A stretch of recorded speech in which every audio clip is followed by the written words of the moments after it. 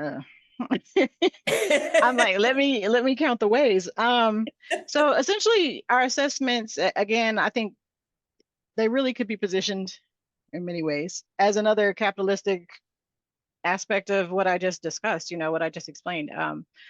They are structured and based on white mainstream cultural linguistic experiences, right? And so the degree of access that you have to that experience is really what's being measured by those tests when you're not a person who falls in that normative group, right?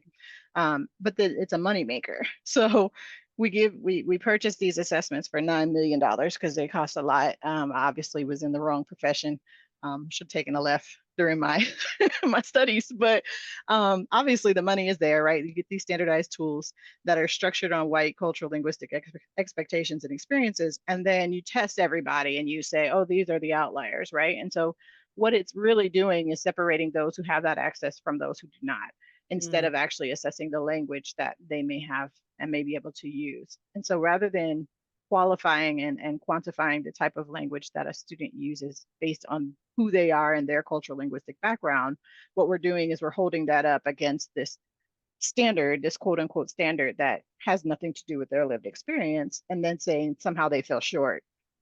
If we were to flip that system around and do it the other way, we'd be doing the exact same thing to a group that didn't match maybe our identity or our Right. cultural linguistic experience. And obviously we would notice then, but we don't notice somehow when there's a somehow again, when we're in in the space of doing this to Black and Brown youth. And so that's essentially how this happens.